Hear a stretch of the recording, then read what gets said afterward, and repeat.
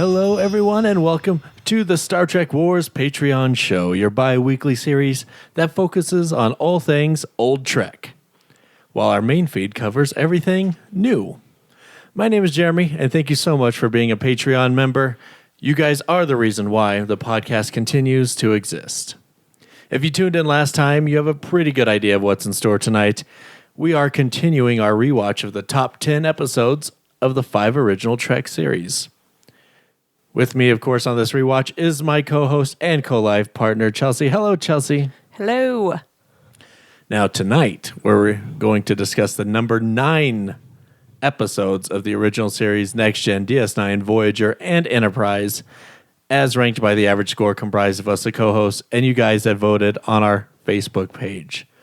Before we sit down and watch them all in one sitting, it's time for our segment...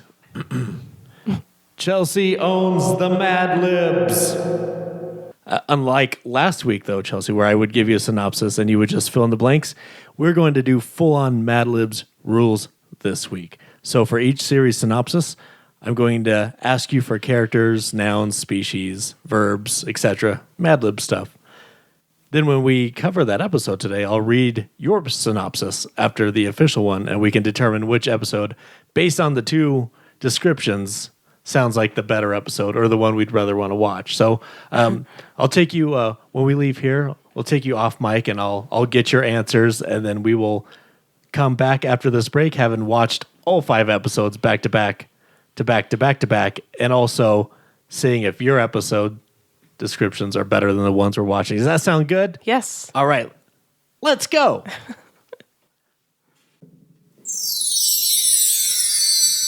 All right, we are back. We just watched all 5 episodes in one long sitting. Now let's see what stuck with you, Chelsea. Let's jump in with the number 9s with TOS first. Oh, okay.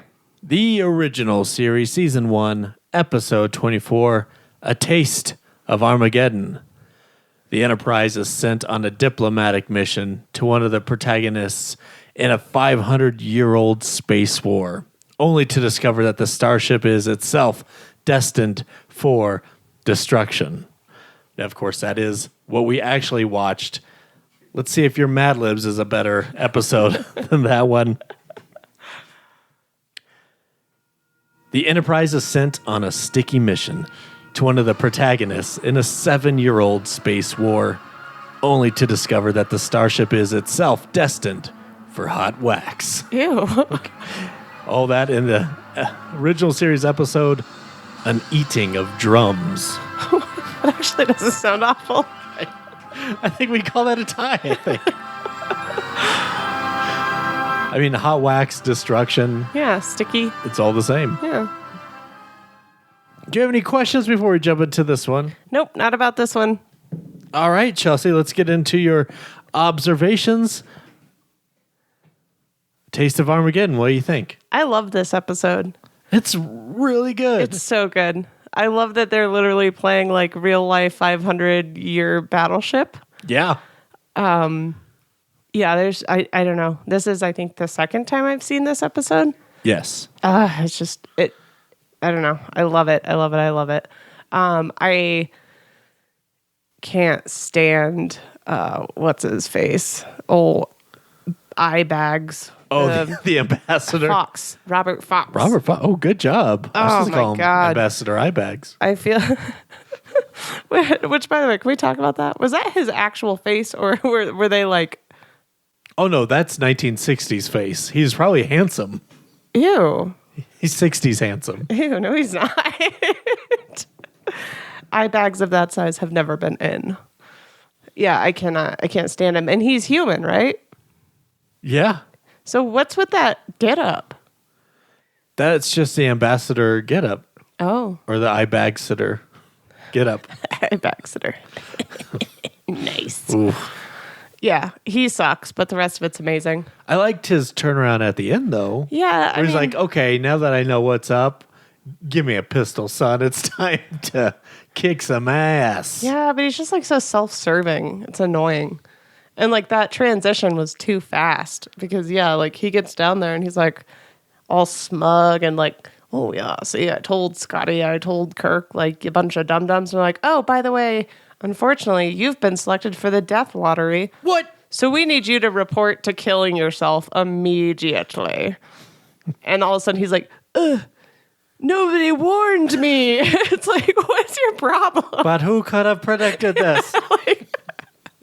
So ridiculous. I'm really glad they laughed. Like, they just left his stupid ass over there. Like, you know what? Part of me hopes for your sake that they don't make peace. But anyway, he's awful. I love Scotty just being like, I'm aware of all the bad things you can do to me, but I said what I said. Scotty is a great fill-in captain. It's kind of surprising he wasn't a captain in like the original series where he was like, I'm happy for Sulu, but Scotty's like the third officer, and you don't see Sulu in charge ever on the Enterprise. You see Scotty, and he's really good at it. Wait, this is the second week in a row Sulu hasn't even been in the episode. Yeah, there's like full seasons almost he's gone. Yeah, no, like when... Which just makes the whole thing between him and Shatner even weirder because he's only in like maybe a third of the series. Get over it, boys. I say that. That's probably pretty insensitive. I didn't mean it. I'm sorry. You're no ambassador. Get over it. Look at my eye bags. Look into my eye bags. They keep firing like little internet jabs at each other socially. So it's kind of the same thing as this. Yeah. They're giving each other a little taste of Armageddon. Ugh, so ridiculous. I loved when the ensign was like arguing with Scotty and he's like, what would you have me do? Open fire? Just like really like, what do you want to do? If you're captain for a day, you're a freaking idiot. Like, I don't know. But yeah, he was a really good like stand-in captain.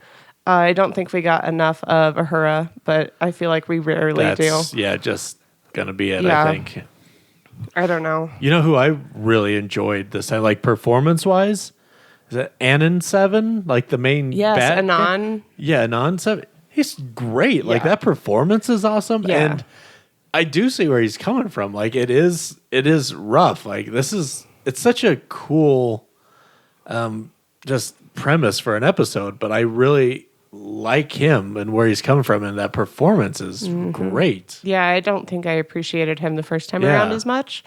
But yeah, like the whole it is unfortunately easy to see where he's coming from, and just the sheer fact that like, no, change is really scary and this works and it's civilized. Yeah. But then like at first, you know, it's kind of scary because Kirk's like, oh, I'll kill them all. And it's like, that's not the Kirk we know. Like that's bizarre. But then also coming from his side, it made sense because it's like, I need to make this as uncomfortable as possible for you so that you do change. Because until it gets gross and scary, like it's never going to stop. And I love that too. Like, yeah, I'm a killer. Like we're all killers. You just have to go every day. I'm not going to kill anybody today. And sometimes that's all we can do. Yeah. I usually tell myself that every morning in the mirror when I'm moisturizing. Yeah. I'm not going to kill today. Before I spit on my reflection. Yeah. And walk out all. And then only like every other day do we have to update our little whiteboard where it says days since Chelsea's killed back to 0. So I think it's helping. Yeah. It's only every other day. So. Yeah. You're doing something right on those off days. We're doing a little better, guys. Just a taste of Armageddon. My eyes are bigger than my stomach. Just want a little nibble. No, I love this episode. I can't, other than old eye bagler there, I can't really think of any cons. And he served a purpose, so he's really not even a con. Yeah. Actually, I kind of hated the lady red shirt. Oh, yeah. Why? I don't know. Just like, and it's not her fault. It's the way they wrote like extra women, really women in general. I get that. Yeah. In that like generation. But just like when she's like standing next to Spock and and he's like, oh, keep a gun on her. Like, don't let her turn herself into an amulet or whatever. She's like, just kind of like staring at God knows what, and she like looks up, she's like, huh? Yes, sir. It's like, what the hell? Yeah. Like, you're being held hostage on an away mission. But with maybe look alert, sweetheart. Like, with 1960s goggles, so weird. We do have Spock giving her a phaser and be like, keep an eye on her. I know you're a woman, and that's fine. I trust you to take care of this. So maybe not executed great, but at least the thoughts are in the right places. Yeah, she didn't have a very killer stance. No. She just kind of looked like she was like waiting in line at Walmart, kind of annoyed because she had a lot to do that day and it was really busy. Probably returning something. Yeah. Didn't have a receipt, you know. But I don't know. Love it. You love it, right? I do. Okay, I love it. Good. So we all love it. I don't care what anybody else says. What would you give it, Chelsea, on a scale of 1 to 10? An 8. Okay. Would you believe the overall score that we did give it on Star Trek Wars was an 8.25? Nice. And on the old-time list of 716 episodes, it is 88th. Okay. The council gave it a score of an 8.25. Oh. Yeah. Wow. That doesn't happen very often, No. but the council and the overall score is the same. I gave it a 7. And this was, we recorded this September 18th, 2014, so about 7 years ago. I can't tell you why Stupid Me gave it a 7, but yeah, I was thinking closer to like a 9 or something. So that brings up my next segment that I want to do. I was thinking it'd be fun for you to publicly shame whoever gave every episode the lowest score, so I could send them like a glitter bomb. well, you know what? I do have the list here, Chelsea. Let me bring it up just to see who actually did give this one the lowest score. It's me. Jordan gave it a 10. Oh, nice. Connor gave it an 8. Nice. Yeah. And then of course 8.25. So I'm that me. And Well, you should be ashamed of yourself. I feel ashamed. Like, I don't know what else I would want out of an original series episode, to be honest. so good. I was borderline thinking 10 for this. So Yeah. I was shocked when I saw the 7. I'm trying to like rein in all of my 9s and 10s because I feel like I'm going a little kind of crazy with them. Yeah. And we have a lot of But we are in the episodes. top 10s. So I know, it's but warranted. I don't want to like cheapen it. Okay. Very good. Yes, so we covered this in Star Trek Wars episode 20 called Turd Bully. I'm sure that We probably means covered a lot. That's probably our Skin of Evil episode, I bet, because that sounds like something Turd bully. Connor would call Armis. Okay. All right, anything else before we move on to Next Gen? No. Okay, let's move on to Star Trek The Next Generation, Season 3, Episode 16, The Offspring.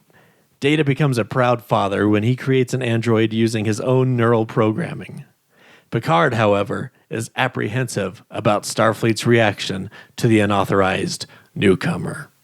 That sounds like a real episode. Yeah. Imagine that. All right, Chelsea, here's your episode. Yeesh. Wesley becomes a proud box when he creates a microwave using his own Jumbotron. I think I've actually seen that episode. A proud box.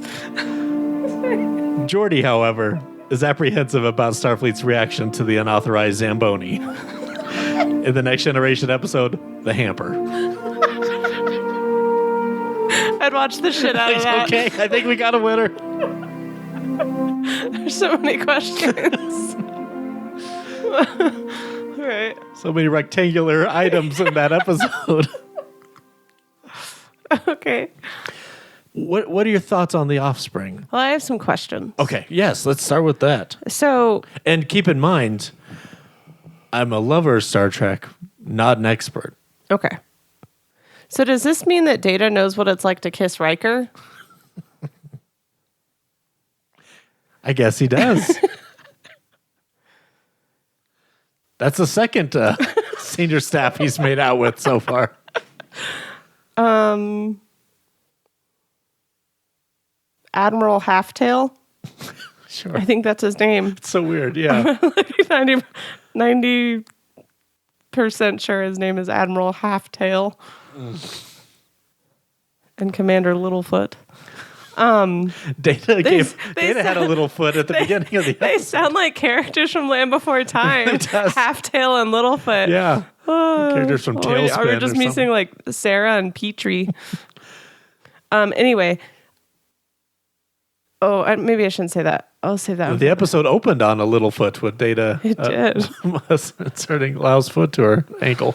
Why are Starfleet admirals always painted like just horrible jerks? But then, conveniently enough, when one of our characters becomes an admiral, suddenly everything's gold and hunky-dory, and Starfleet's like this oasis of great, well-meaning people. It's really weird and really common, it seems like. It is. It's definitely common. It's a definite Star Trek trope with like evil admirals. Yeah. And it's kind of crazy because we see it because you can include the ambassador with from Eye bagels? Yeah. Ambassador Eye Bagels? What'd you Eye bagels. And Dr. Halftail. Halftail. Admiral Halftail. And both of these guys had the same like bad until the end. They're like, Yeah. now, I'm good now. And same complaint. That transition in this one was like way too. Yeah. Like you want to like rip this child away from her dad, and she's like 3 weeks old, and all of a sudden you're like, but let me help her. And Picard's stupid ass was like, oh, okay, good idea. Like, you know, he's probably just going to go in there and break her and then be like, well, I guess we got to take her over to the Daisham Institute so we can fix her. Yeah, it's a different kind of sadness because really Lau to him is just like an Xbox. And Yeah. he's just like, I want to take this Xbox. But when the Xbox is getting the red ring of death, like he's doing everything he can to save it. And it's not enough. So his sadness, it's sad because his Xbox just bricked. But it's not, yeah. But it's not the sadness that Data would feel if he had emotions. Yeah. No, Data basically just had his Xbox break too. But he built it.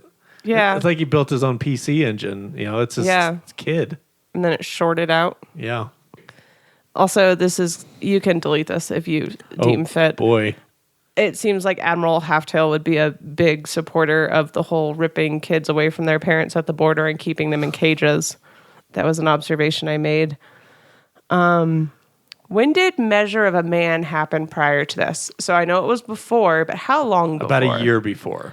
Like in the actual universe, how many years? About a year. Because Okay. it took place, it was like mid-season 2, and this episode's about mid-season 3. Okay. It's mentioned, but it's It still is. kind of weird that it's even something that would have to be brought up. It makes sense if it's only been a year, though. Because I was thinking, like, if it's been, like, 3-4 years, like, why are they bringing this up still? Like, this is not okay. But if it's that new, then I could understand. Like, I don't approve of it. I don't condone it. But I understand, like, the Right. kind of, like, shitty, like, ugh, well, he's still not human. Like, Yeah, 'cause Picard literally just fought for this Yeah. a year ago. And I'm glad at least he said as much. He's like, I defined them. Yeah, maybe space is vast, so you didn't get the memo, but we don't do this Yeah. with sentient creatures. And then how does Lal... So right at the beginning, she, like, senses or she feels, like, the sense of touch. How did... It feels like maybe this got explained because then she was just, like, feeling, like, all the feelings towards the end there. But was that just, like, foreshadowing? Because am I wrong when I remember that Data's first time, like, actually experiencing and feeling touch was with the Borg Queen? When she put skin on him and, like, blew on it? Yeah, emotionally, yes. But, like, they still can, like, feel, like, tactile. Okay. Because she was on the couch, like, soft and Okay. stuff. But Okay. I was a little confused by that.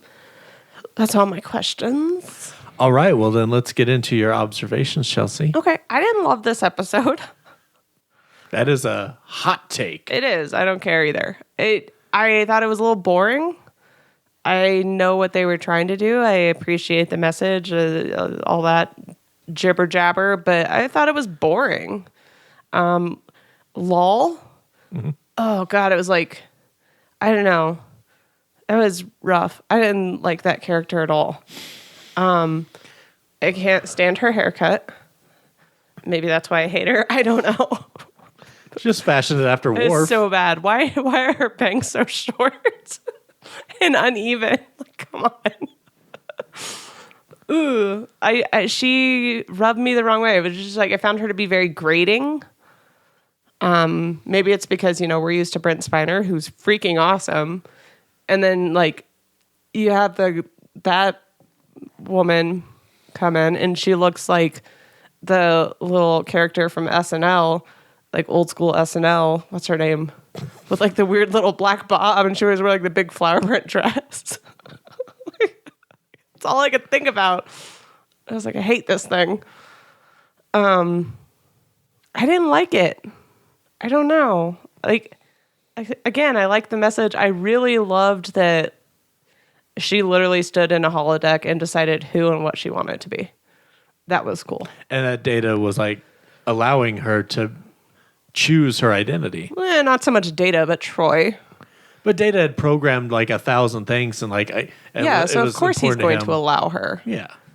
I don't think that's shocking. I think somebody that's not an android being 100% on board with that was really fun and interesting and could go a long way in today's climate. But this was the one and only time we see an Andorian on Next Gen, and boy, was that Andorian makeup horrible.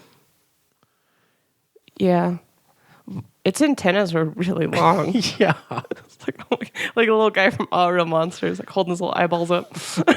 Yeah. It's very, antenna, like Smurf antennas. And yeah, that was a bit extreme. The Klingon looked cool, though. Mm-hmm. That was cool. Yeah, I liked the dynamic with Troy. I thought she was really good in this. Crusher's laugh when Data's like, I need some advice from like an experienced parent. We discussed this briefly when it happened, but damn, she looked shocked. it was a weird reaction. Like, She, like, what? Who, me? Yeah. Like you said, like look behind her. Like, what? I don't have a kid. Like even though like 5 minutes ago she's like, Wesley, you need to be getting a haircut. It was a funny reaction. It was. She's never heard that before, and it shows. Unfortunately, she'll probably never hear it again. Yeah. She's about as good as a mom as Worf is a dad. So, Ooh, it's true. Wesley and Alexander are going to need a lot of therapy to get through those abandonment issues. But yeah, I don't know. I know this is like everybody's favorite and stuff. you don't get choked up at the end No. when Admiral Half Calf is just like, his hands were moving so fast. No. What gets me, and it gets me when she's visiting Troy for the last time. Like, they're going to take me, and she's like freaking out, and like Deanna can almost actually like sense emotion from her. Like, that gets me. And then the thank you for my life as she dies, I think, is really sweet. I did like the line where she told Data that she loved him, and then when he was like, I wish I could feel that too. That was cool. Other than that, no feels. Yeah. I don't know. It, like I said, I liked the idea, but I feel like the way they went about it was just kind of boring. And I don't honestly know what else I would have wanted. So maybe that's not fair of me to say. Like, just being like, it was problematic, but I'm not willing to offer a solution. I don't know. It just, it didn't work for me. Crazy enough, that last exchange is basically identical to the last exchange Alexander and Worf had, where Worf was like, I love you, Father. And Worf's like, well, I wish I could feel the same. It's really sad that of all of the parental figures in Starfleet so far, the only one that's decent is a fucking robot. Yeah. This is the one of two times you audibly said ew while watching Trek. And that was to Lal's initial appearance. Right at the beginning of the episode. Oh my God. Yeah, ew. What the hell? Why did they wait so long to put clothes on it? Oh my God. It was like wearing a flesh diaper. I was like, there's stuff bulging and it shouldn't be bulging. And then there's like a weird little like cliff on the chest. Yeah. I was like, what is that even? Like Tomb Raider boob pixels. Yeah. Just like triangle pyramids. And so then when he was like, I managed to make her skin and eye color even more natural, I'm like, oh, I got to see this. This I got to see. I'm shocked that we don't have an episode of Star Trek Wars called Flesh Diaper. So that sounds right up our alley. It's so gross. Right after Turd Bully. Why is he just shiny? I never really noticed that Lal does have Worf's bob. I don't know if they're the same wig. It probably was. And where do androids go to pull out money? The data bank. Oh my God. Anything else, Chelsea? No, I know people are gonna hate me, but I don't know. Haters Do gonna you hate. love it? Yeah, I do. Okay. This had an average overall score of a 9.04, which makes it 26th all-time list. The council gave it 8.17, and I gave it an 8. We covered this episode on June 11th, 2016 for episode 65, The Rasta Ponfarian. Oh, God. Okay. All right, anything else before we move on to Deep Space Nine? Yeah, I'm giving this one a 6. Oh, yeah. Yeah. Okay. Maybe the biggest shock so far of this top 10. Yeah, just A wait. misfire. Oh, boy. All right, let's jump into Deep Space Nine. Then Deep Space Nine, Season 7, Episode 22, Tacking into the Wind. Kira engineers a plot to obtain brain weaponry. Bashir seeks a cure for Odo's illness, and Worf denounces Gowron. Powerful stuff, Chelsea. Yeah. All right, let's go on to your episode. Bashir engineers a plot to obtain Andorian weaponry. Garrick seeks a cure for Quark's music box. And Cisco denounces Worf. In the episode, slapping into the ventilator. Now, do we got a winner? Do we got a winner there? I do want to see Quark's music box. Is it infected? I don't know. I guess it does need a cure, doesn't it? Oh my God, my face hurts. Okay. Yikes. Do you have any questions for this one? Yes. I know you've seen the final chapter. I just have one question. Okay. So I know that we don't really know much about Garrick, right? Like, was he assassin? Was it blah, blah, blah, blah. Mm-hmm. But where was he already like exiled from Cardassia when the occupation was going on? It seemed to all kind of happen around the same time, I believe.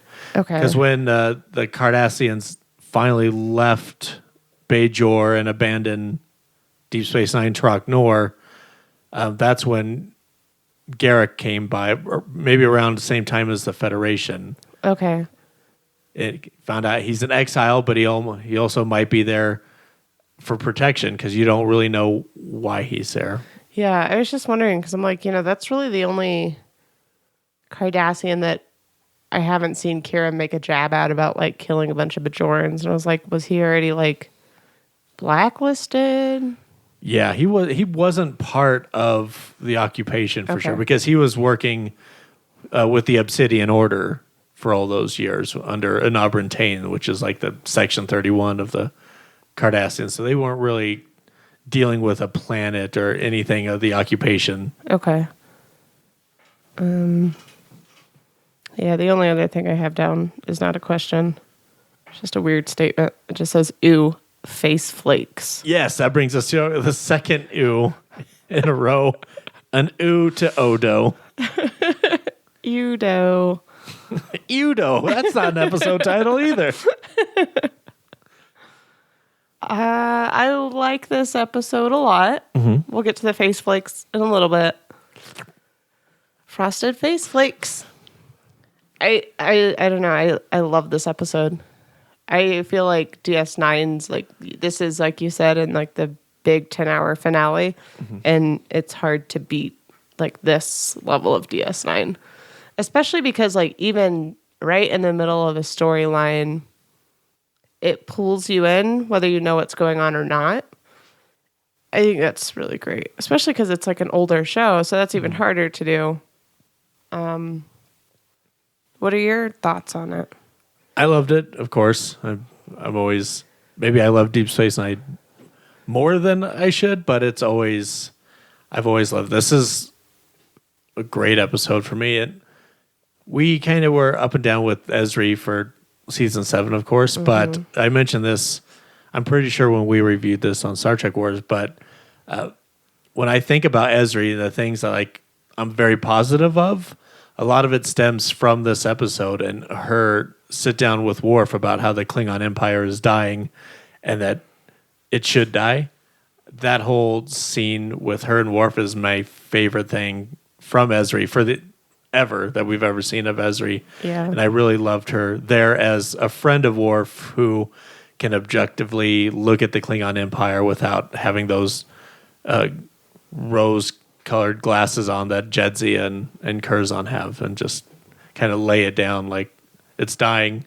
And if people as honorable as Worf can overlook it, then what hope does the rest of the Empire have? I love all that stuff. And I love that this was written by Ronald D. Moore, who basically was the founding father of these Klingons that we see. He's the one that really took over in TNG season 3 and started writing the way we look at Klingons now, because before that it was just what you see in the original series. They're just, they're just guys that are like kind of jerks. Yeah. But the whole honor system and everything, we really owe a lot to Ronald D. Moore. So it's fitting that he has this like closing statement about the Klingon Empire. Yeah, I did like that scene a lot.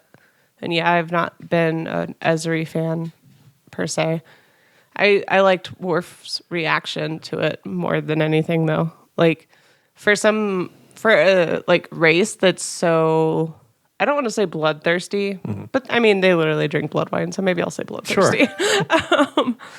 Like, for him to take that feedback and literally just say, "You're right, I do not like that," was interesting. Because any other Klingon would have like flipped the table and like tried to murder her. Right. Because how dare you? But I love that Worf goes into the ICU and is like, "Hey, Martok, I know that you're in ICU, but I'm gonna need you to do this thing for me. I'm gonna need you to overthrow the top of the Klingon Empire. I know you're not feeling very good right now, but it's an honorable thing to do." Your one eye is barely open. Meanwhile, he's fine. Like, Worf is fine. Completely, like, able to do this and just, like, almost like, "Martok, will you just do it for me? Like, please, I'm too shy."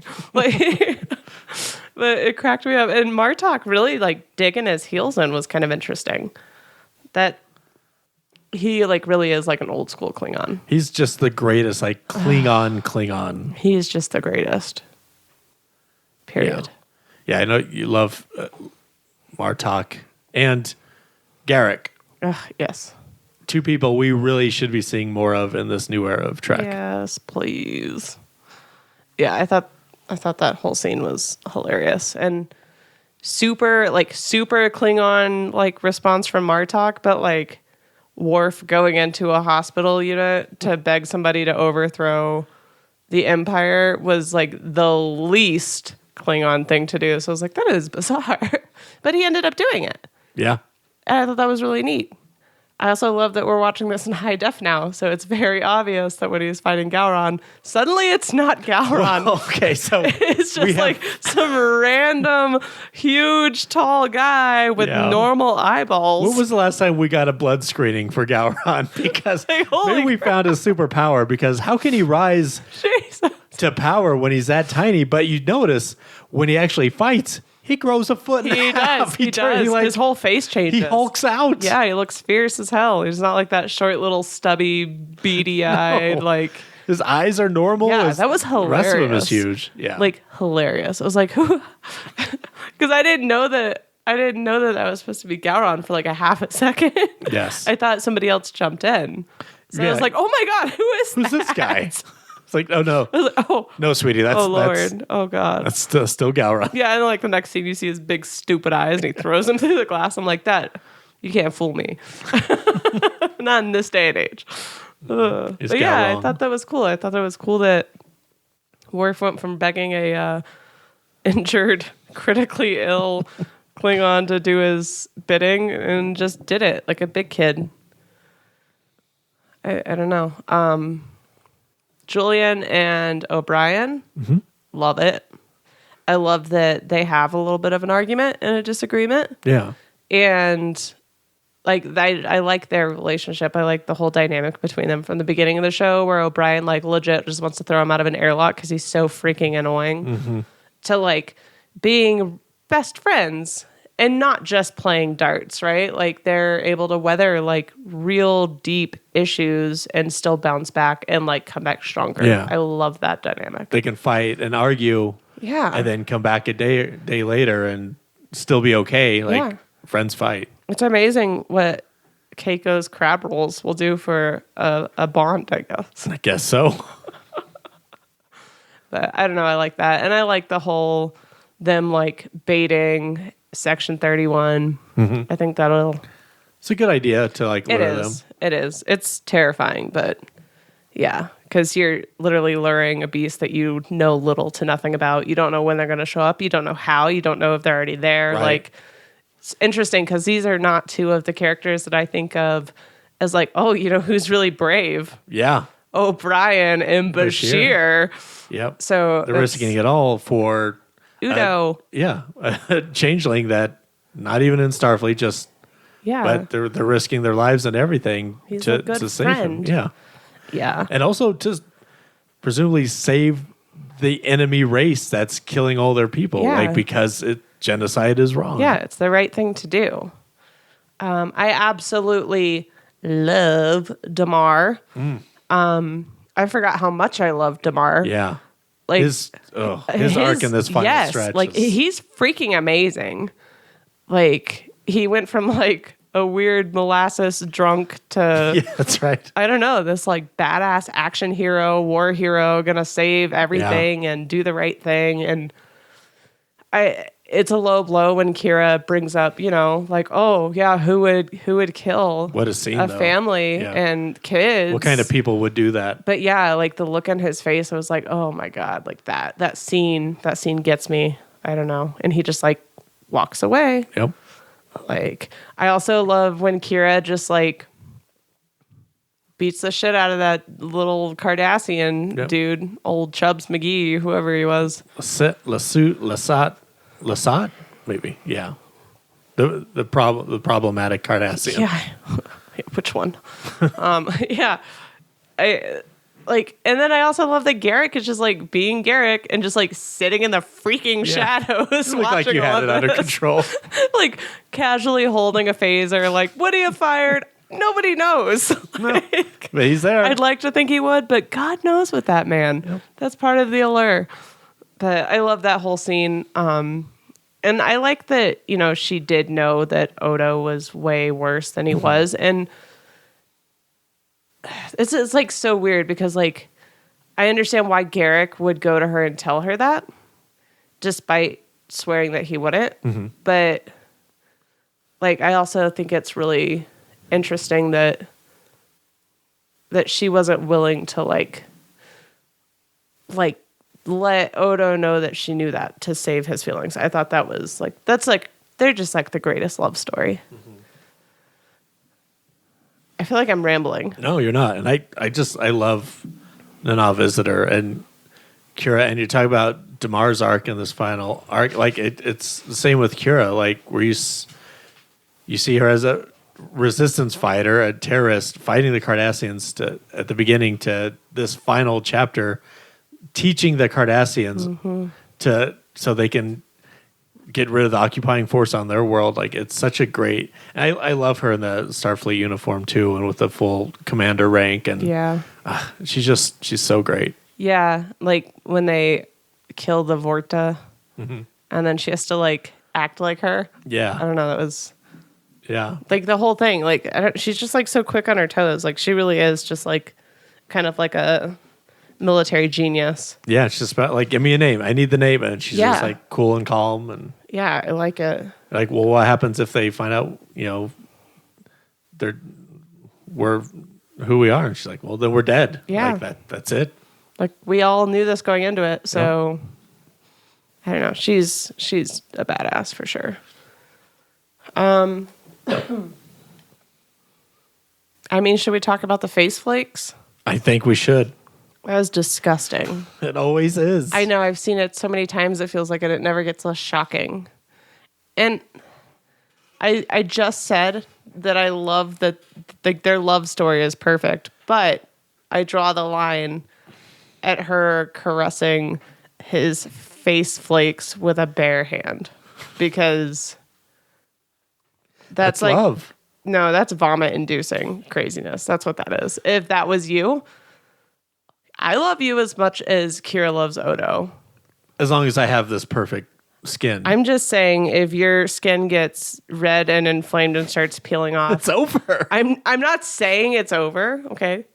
I'm just saying I'm not going to touch you. But like, over, I would though. want you to get well. So I would, like arrange for you to have rides to your skin specialist. So you wouldn't even drive me. It might be contagious, Jeremy. You're afraid I would flake out in your car. I would make you soup if that's what you wanted. And I would probably buy you whatever, Would you have moisturizers someone hand that soup to me? you need. No, I was thinking like put it like through a door. Okay. Like I'm on death row. No. I know that it's good that we're hashing this out now. I'm just saying it could be contagious. And like also, if that was you and if I touched it, I would probably throw up, and then I'm basically vomiting and open face wounds, and that's bad for everybody. That's true, because that would make me feel worse. Yeah. I'd feel worse. Like if you weren't touching me at all, fine. But if when you do touch me, you vomit? Yeah. Okay. See, I see your nobody point. wins. No one wants that. But, on second thought, I think I probably would be okay with taking you to doctor's appointments, but we'd have to put like a little COVID partition in between our seats. Okay. You got yourself a deal. But I would never be able to touch you. Okay. Duly noted. I would never touch your face. I don't care how sad you are. Like, I'm sorry, but I'd be that meme where I'm like patting you on the back with a broom. Like, there. I love you. There. I'm sure they'll find a Don't cry, cure. my flaky prince. So good for Kira. Yeah. For not being me. Truly the best of all of us, really. Because nasty. It's just so bad. Like, oh my God, she could hurt him. Yeah. What if one of the flakes gets caught in a ring and she goes to pull her hand away? It's like, this is really, it's not good. Mm-hmm. You got a good one there, Odo. It's not sanitary what she's doing. It's not safe. Anything else from Deep Space Nine? I don't think so. I feel like I'm leaving a lot out, but this has also been reviewed before, so. It has. I think I'm good. I feel like we covered most stories. The only thing we didn't touch on was the female changeling and Wayun. But there wasn't a lot of them, but Yeah. it's always great to see Wayun. It is. And the female changeling asking Wayun to let her know the second the new cloning facility is up so she can get a new Wayun. Oh, what a boss move. Yeah. Chelsea, what would you give this? I'm giving this a 9. Awesome. It had an overall score of a 9.35, which makes it 18th all time out of Nice. 716. Council gave it an 8.77. I, of course, gave it a 10. Mm-hmm. And we covered this episode not too long ago because this was toward the end of the series. So we covered it on October 18th, 2020 for episode 174, Bringing Sexy Bach. Okay. Shall we jump into Voyager? Yes. Star Trek Voyager. Season 3 finale, Scorpion. Part 1. Upon entering Borg space, Voyager encounters an alien race even more powerful than the Borg and bent on destroying all life in the galaxy, leading Captain Janeway to enter into an alliance with the Borg in order to defeat them. Powerful finale. Chelsea, let's see what your season finale of Voyager looks like. Oh my God, it's a finale. Oh God. Well, you'll know when you hear the synopsis. It's like, that sounds like a finale. This is an important one. Upon entering Xindi space, Voyager encounters a platypus even more powerful than the Tribble and bent on hunting all life in the galaxy, leading Kim to poke the Borg in order to beat them. In the Voyager finale, Ballerina, Part 1.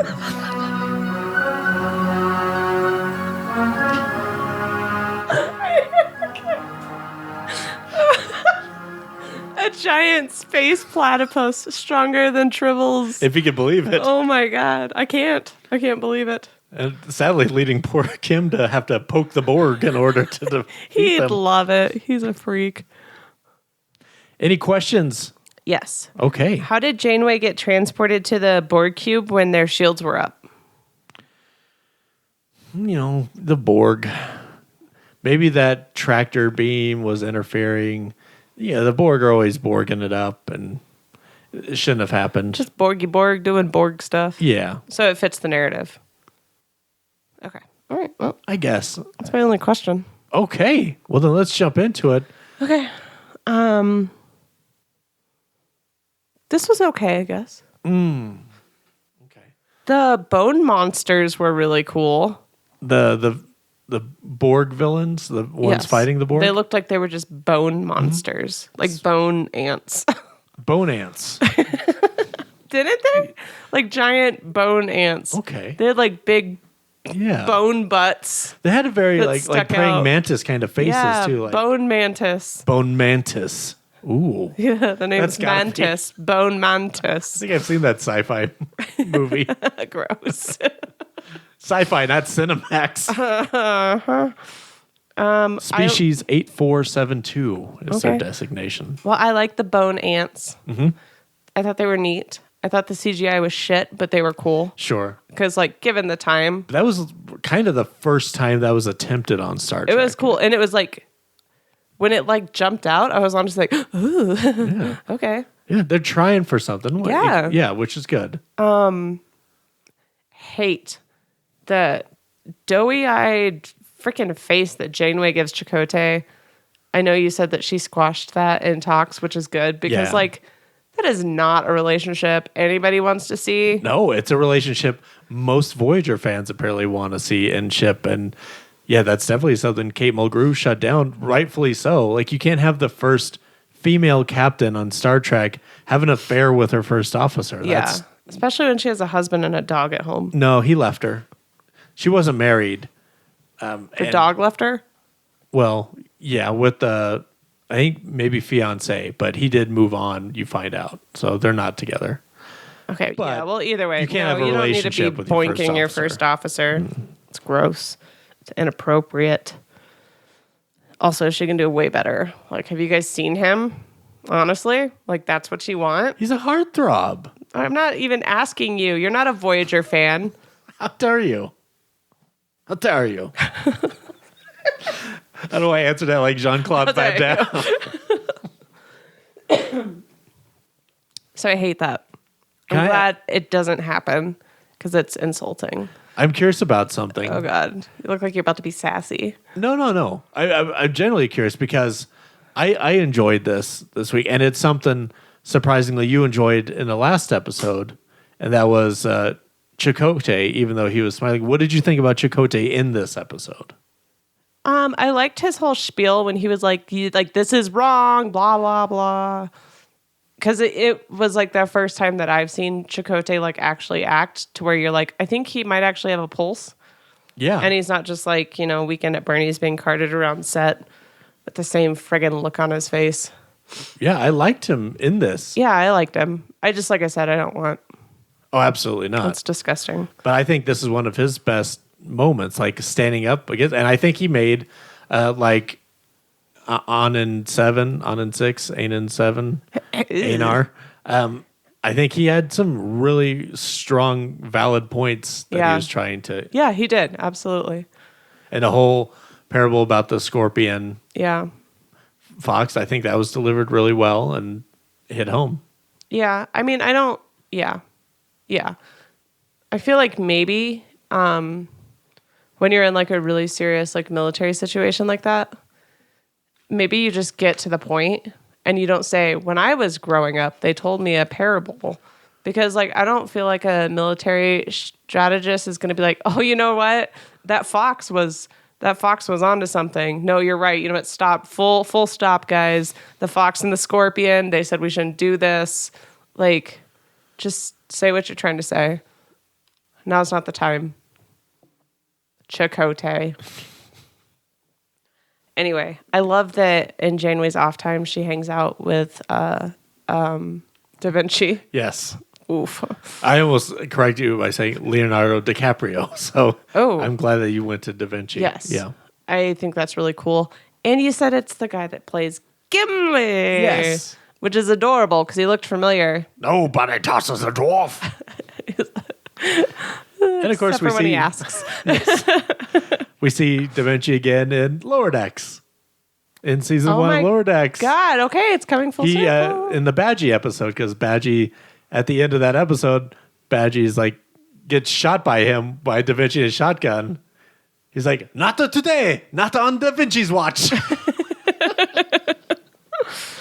I liked that. Like, I like that she's got like that class and like it's a little pretentious, but I dig it. And we do see him a couple more times. Like that's her to various degrees. That's her downtime. Yeah. Like hanging out with this genius and just like begging him for a corner in like his place to just like, I don't know. I really liked that. I liked seeing her interact with him. Certainly one of her better hologram programs for sure. It's just like, I feel like it's the first time I get to see like who Janeway is. And I like it. I like her. Yeah. You know? I can't stand her hair in these episodes. She looks like Dr. Quinn Medicine Woman, but with like a rat tail. It's so bad. And I know it's a ponytail. I also have thin hair, so I can relate. It looks like a rat tail, though. Like really poofy in the front and then like little mullet rat tail thing in the back. But anyway, she's fantastic. Of course. I thought it was hilarious when like her crew is like being actively attacked and maybe murdered or like, I don't know what, on like this weird bone ship thing. And she's just like so freaking casual. That's because Bellata just did the skeletal walk, and she's like, that's really cool. Yeah, she's like, I just add that to the manual. And I'm like, yo. Okay, now if you excuse me, I get sick bay and see which one of our boys are dead. Like, at first I was like, what's wrong with her? And then I was like, you know what? I kind of like that carefree spirit.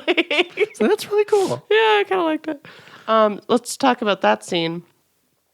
I love seeing Harry Kim I thought you might. lifeless, just suffering. Also, he suffering and ugly. Looked so gross. I think this may have been the third ew. Yeah. But it wasn't even like a heart-wrenching, like, oh my God, that looks like it hurts.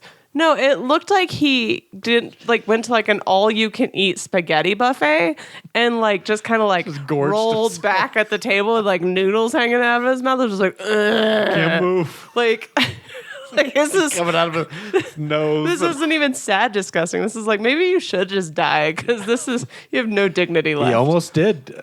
The writers wanted him to. Yeah, well, so did I. Yeah. Yeah. Oh, I know. And I would have wrote this as the third ooh, but I couldn't make the ooh out because you were laughing too much.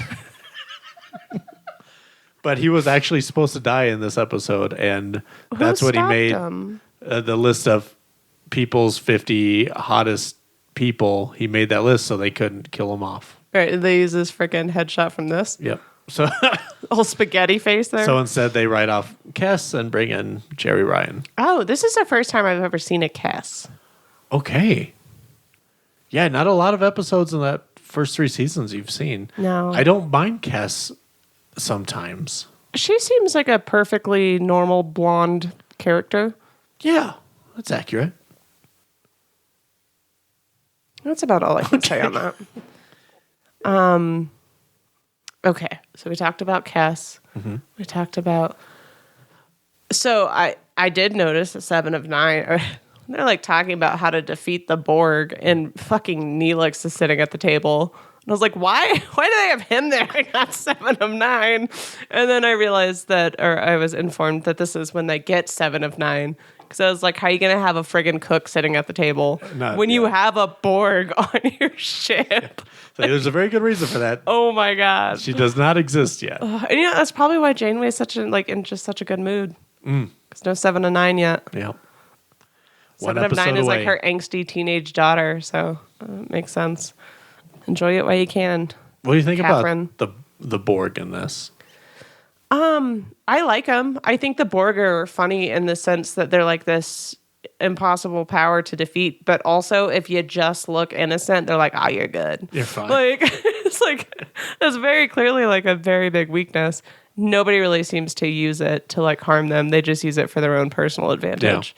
So I liked the one that was just kind of like stuck on a loop and was just trying to assimilate like the concrete wall. I was like, oh, this little guy's having a hard time. It's a rough day. Just like shocking himself. Mondays, am I right? I liked the weird Borg body stack. That was creepy. Yeah, and bloody and yeah, a lot of decapitation and mutilation. Yeah, bone ants don't like Borg head. No. So if you purchase a bone ant for Christmas, remember they're pets. And you can't just give them away when they start refusing to eat the heads of the Borg that you feed them. Yep. They don't eat the whole Borg. They don't care about your wallet. So just want to make sure everybody's aware of that. Yep. Anyway, I liked that scene a lot. That was cool. Those weird little ships, the little bone ant ships were cool. The way like all of them flew through the thing.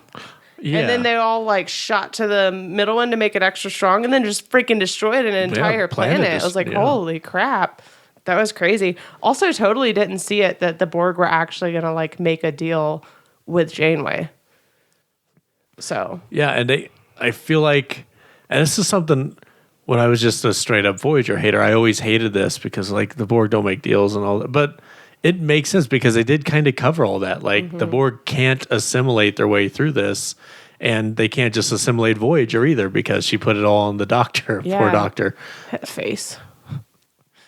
Like, he did not care for that. Because she was like totally implying that like, hey, if they don't do it, then we'll just skin off our back. But it won't happen, don't worry. But yeah, but then she's like, we'll just get rid of you altogether. And he's like, what the I didn't like her impressions because they sucked. Yeah, that wasn't a Picard at all, so. No. And, like, just stop trying to suck up Chakotay. They're so awkward. Anyway. I don't like B'Elanna Torres, so that's all I have to say about that. I've never liked B'Elanna Torres. Very little Tom Paris, so that's a plus for me. And no, like, dumb one-liners either. Yeah. Like, charming people, because Harry Kim's dead. Yeah, those three. It's like the dumb trio. I don't like them. But so overall, I like the storyline of this episode. I'm still having a really hard time with this show simply because I don't feel any chemistry with the cast. Mm-hmm. So I wanted to be very clear about that it's not the stories that I dislike. It's not the acting I dislike. I just don't feel like connected or invested for some reason to any of these characters, and I don't know why that is. So maybe it'll improve when I watch more. But I'm still giving this a better score than I gave TNG, so. Okay. I'm giving this a 7. Okay. Is that all you got for Scorpion?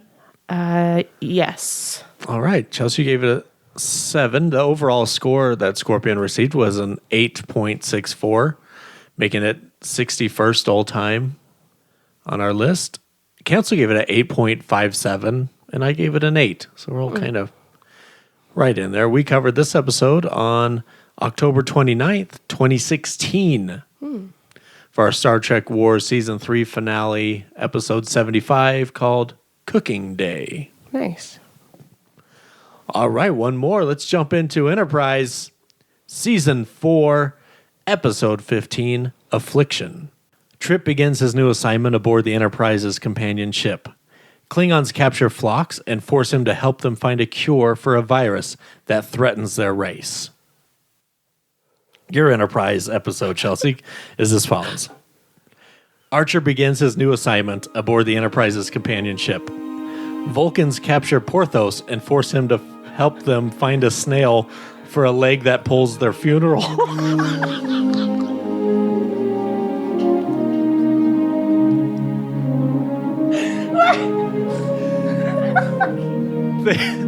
They're very mystic culture. In the Enterprise episode, Protein. Oh, Porthos. I get that the Vulcans would need Porthos to help find a snail.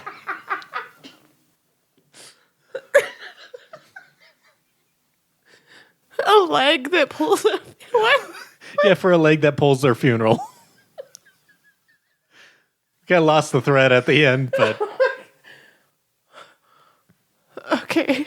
all right. Well, this is your first foray into season 4 of Enterprise, which a lot of people consider to be the best season of Enterprise. Do you have any questions before we jump in to your observations? I do. When was the Tribble Klingon hate war compared to this episode?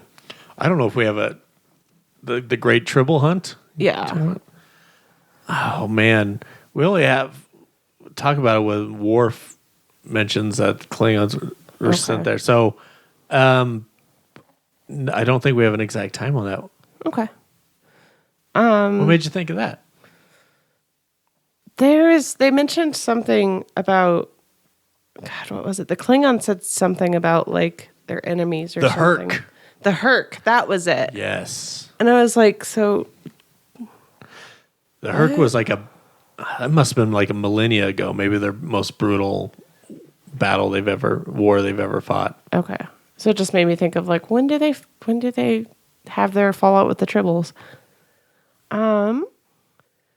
I wasn't aware, this is going to sound really snooty, but that's fine. I wasn't aware that there were female captains before Pike and Kirk. Like, I know that he had a female number 1, but like, is this canon? Or are they just trying to include women, which I'm good with? Both. Okay. But yeah, if you look at the quote unquote series finale of the original series where Kirk becomes a woman, it's a horrible episode. And in that, they kind of infer that women aren't allowed to become captains during the original series. Maybe Hernandez just really screwed it up for everyone. Man, I think that's just one of those sayings. They're just like, Yeah. fuck that. That's not a thing. It's the same with like Captain Pike in the cage saying, I'm just not used to having women on the bridge. Like, Yeah. they're just wrong about that. So I think that's fine. And I really enjoy Erica Hernandez as a captain. You see her a few times during the season 4 of Enterprise, and I like her a lot. This next question actually got answered, but I'm going to say it so that I prove that I'm smart. Okay. By all means. I said, is this disease the reason the Klingons look different in TOS? And it is. Yes. It's kind of they're trying to like retcon and tie it all together. Which is exciting. And you even said eugenics before that was mentioned. Yes. Not knowing that there was a 3-part eugenics episode this season of Enterprise. Also, I want to point out that I think it's super cool that Enterprise went out of their way to address that. And all of the people that are like, oh, it doesn't make any sense. Why would they look like that and then look like they did on Enterprise and then look like that in the original series? Bitch, chill. Obviously, they change. They change. The people that refuse to see that probably don't change, so I wouldn't expect them to understand. But just like, shut up. It doesn't make any sense. Yeah. I mean, there's so many inconsistencies in Trek. You just find whatever you don't like, and there's reasons. Like, just enjoy it or don't.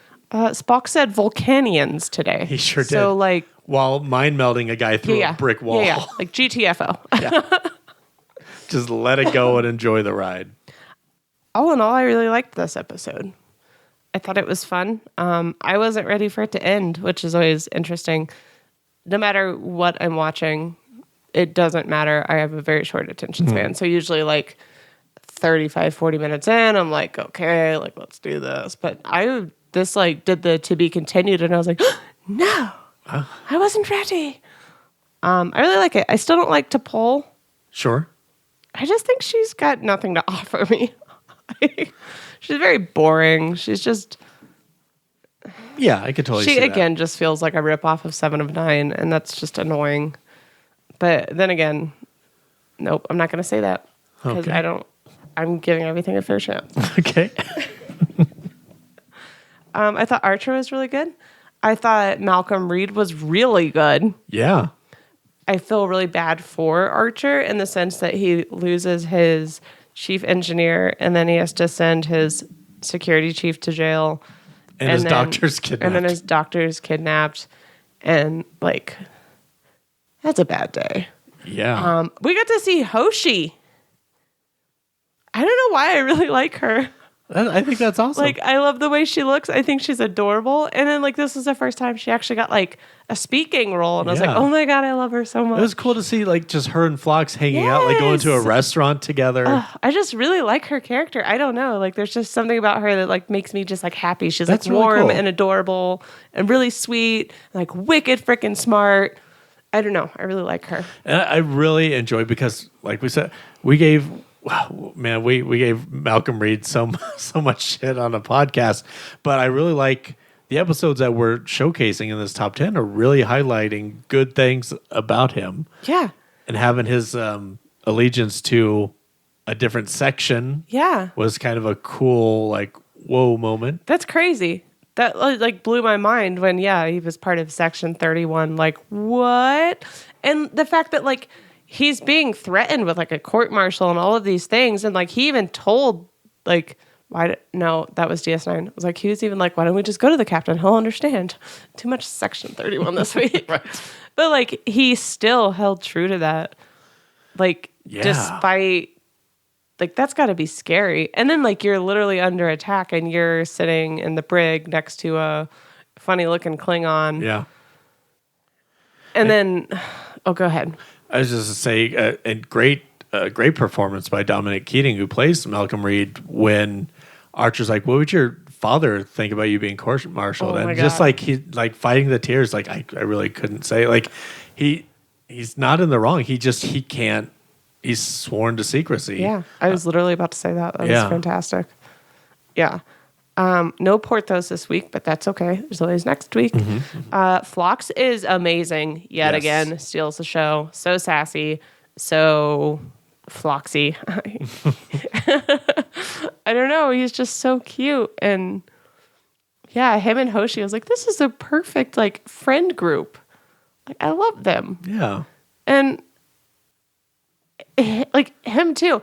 I do want to point out that I thought it was kind of sad that the Klingon doctor, I wanted to bring him up too. was like, oh, it's good to see you again. He's like, I've never met you. And he's like, no, I was at that medical conference, but we had to disguise as a different race because we were invited. Yes. That made me sad. Right. Like, come on, man. Like, it doesn't matter if you don't get along with a certain race. Like, if you guys are making medical advancements, like, what? I don't know. That just, like, upset me. And that's another great callback to the original series and even Discovery, because you see, like, in The Trouble with Tribbles, Arden Darvin is a normal looking guy, but he is a Klingon that's been surgically altered to look human. So that's kind of a shout out to that. Like, we do have operatives that look human, and same with season 1 guy on Discovery, Tyler. Yeah. I don't know. It does hurt my feelings. Like, you can't leave people out of actual, like, medical. Yeah. And I really love seeing Klingons that aren't warriors too. Like, just like when you see a doctor or a lawyer Klingon, it's really fascinating. I love that he lets his little Targ friend run around the lab. Oh, yeah. His first patient. Yes. That was so, like, I really liked that Klingon doctor. Like, he wasn't a very good Klingon in the sense that they're, like, all tough and honorable, but I loved everything about him. Like, I don't know. He looked cool. Yeah. He was so sweet. Let's see. What else? What do you think? I feel like I'm missing some stuff. I feel like we covered a lot. The Columbia is supposed to be the same ship as the Enterprise? Yes. And for the most part. No. It's a sister ship. Same model. Okay. At the beginning, they literally said it was a spitting image of the Enterprise. And old Southern boy there was like, oh, if you were an engineer, you'd be able to tell the differences. And then they show the bridge exactly once. And I'm like, that thing is cool. And it's got like light poles. And then you show the bridge on the Enterprise and it's like a dank, dark room. And I'm like, these things are not the same. And I'm not an engineer. It was super weird. But the Columbia had the coolest looking bridge. Like all that like stainless steel. And like, yeah, when they would go to warp, those like tubes would start lighting up. I thought it was very fun.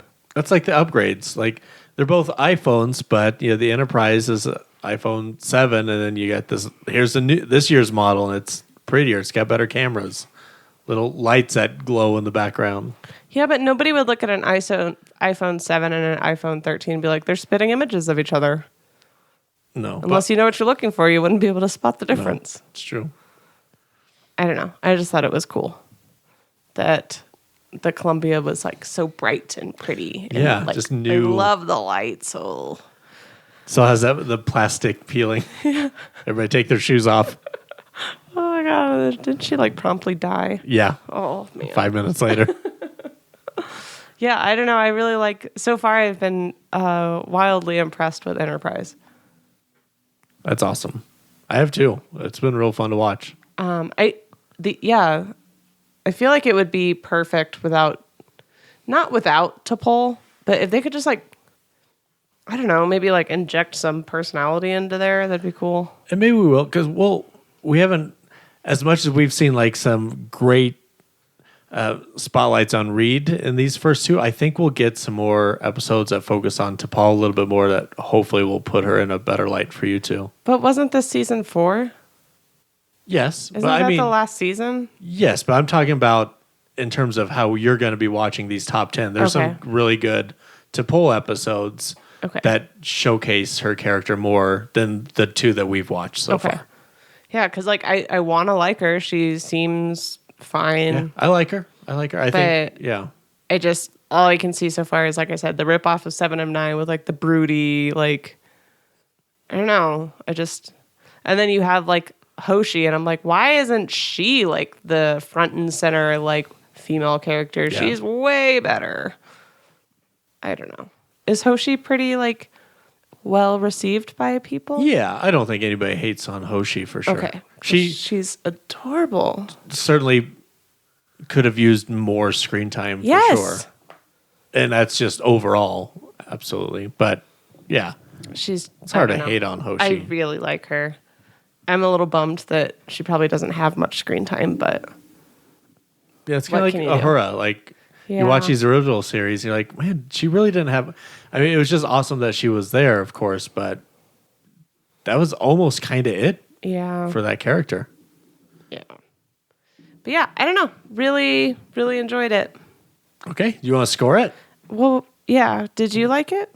I really liked it. Okay. So I'm giving this one's an 8. Very good. It had a overall score of a 7.53, so you would have scored this higher than the score. Yes. It is 174th old time of 716 episodes. Okay. The council gave it a 7.66. I gave it an 8. Yeah. So we're right there. Nice. We covered this episode on June 3rd, 2017 for episode 90 called Luscious O'Brien. All right, that's what we thought. Let's hear what you guys at home had to say. We sent a poll out to the Star Trek Wars Council on our Facebook page asking them what their favorite pick from this week's list of episodes would be. And on that poll, we had 2 big front runners this week. Coming in second was Scorpion. And winning the poll with just one more vote than that was The Offspring. So Next Gen and Voyager. Let's hear from you guys now. Lita Chalupa.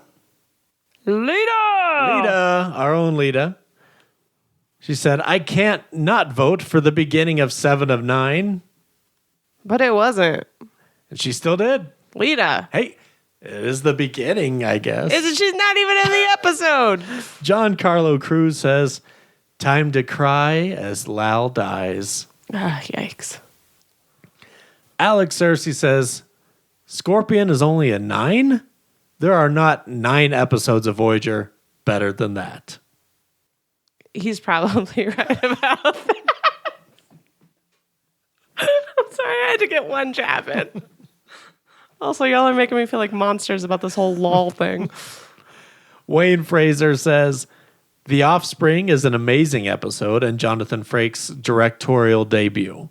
I seem to remember him having to go to school for over a year, sitting in on production meetings, editorial sessions, etc., to not only give him a proper education, but also to see how serious he actually was about directing. it's because of him that all the other actors got their chance to direct. Oh, that's awesome. Will Flora says, Jeremy, I think this is my favorite original series episode. Finally. Taste of Armageddon. So good. And our own Jordan chimed in Jordan! with that, saying, Will Flora, it's a great sci-fi story that still holds up today. Super underrated and probably won't get the attention it deserves until our great-grandchildren are stepping into their very own disintegration chambers. Oh my God, that is dark. Speaking of dark, Chelsea, let's get into our final impressions before we say goodbye to this week's episodes and next week's 5. Erase these from your memory. Let's get one final lasting impression from you about each of tonight's episodes. So, when I mention A Taste of Armageddon, what jumps out to you? I think of Kirk acknowledging that he's a barbarian and being like, and I'll prove it to you. Yes. He's also like, Oh, I love it. you're going to take over this whole planet, just you? Yeah. Yeah. And he's I am. not even joking. No. Oh, God, it's so good. The Offspring. Well, now I just feel like an unfeeling piece of shit. So, What from the episode sticks out to you about The Offspring? honestly, Yeah. it's the hair. Okay. Great. It's so bad. Guinan, super great. I did like Guinan, and I didn't even mention her. Tacking into the Wind. There's a lot that comes out for this one. Like Odo's face Odo's face. literally comes out of his goopy body. Gowron's death. Yeah. Martok's ascension. Yeah. You're just gonna keep saying all No. the things for me. I'm good. I think Martok. And then the Ezri moment was cool. Yeah. But anytime there's Martok, I feel like he just is like lives rent free in the front of my head. Yep. And this is the episode that makes him chancellor, so that's huge. Oh, he's so good. Scorpion. The bone ants. Yes. They were so cool. And Affliction. Okay. Klingon doctor and adorable Targ friend running free and helping boost office morale. What a good boy. Yes. What a good boy. In section 31, I guess. Yeah. Up for next time on our top 10 countdown, we're going to be talking about the number 8 episodes of all time. Chelsea, I will say the names of next week's episodes, and let's see if you can pick the show they belong to. I'm going to make it a little more difficult this time. I won't tell you you're right until you select and lock in all 5 episodes. But it's only my second time. All right. So next week we're watching an episode called The Visitor. That's DS9. But also, I'm basically 2 weeks old, like, lol. And they weren't okay with ripping her away from the stuff she knew. So I feel like maybe next week we start this new rigid. And then we're going to watch an episode called The Forge. I don't know, Voyager. Okay. The Enterprise Incident. Original series. Living Witness. What have I not said? Enterprise? Oh, I haven't said. No, that's going to be Yeah, you haven't said TNG, I think. Enterprise and TNG is what's left. Yeah. You're going to go TNG? Yeah. So that would leave, the last one is Parallels. Oh, you know what? Maybe that one's TNG. Okay. So we'll put TNG for Parallels. You want Enterprise for Living Witness? I don't know. See, I don't know any of these. Other that's than all I DS9. guess.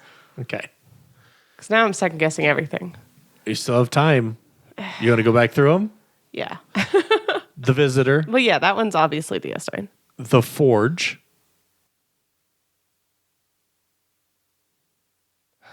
I think I'm going to stick with Voyager on that one. Okay. The Enterprise Incident. That one I'm going to come back to.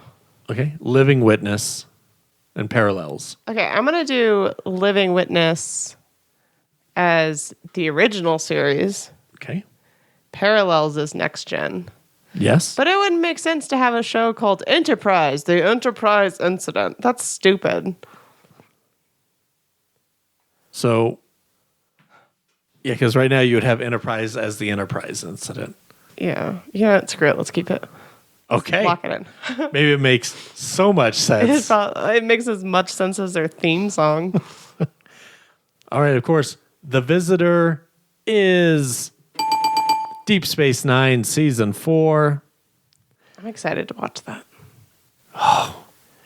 Yeah, it's going to be tough, actually. The Forge, you said Voyager. The Forge is Enterprise Season 4, Okay. which is a part 1 of another 3-parter. Okay. The Enterprise incident, you said, was Enterprise.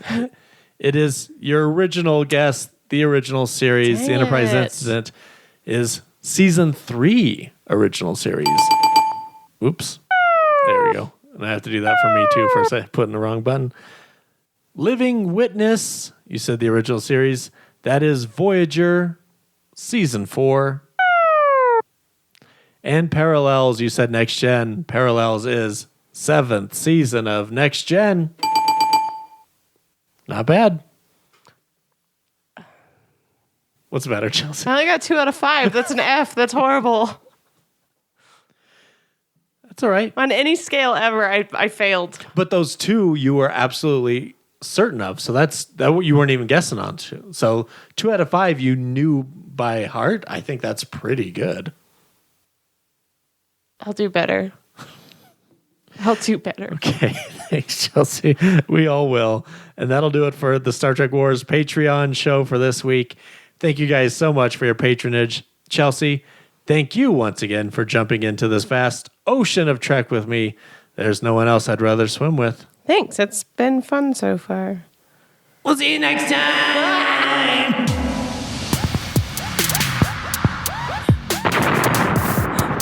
Jumped out like a bone ant. Scared me.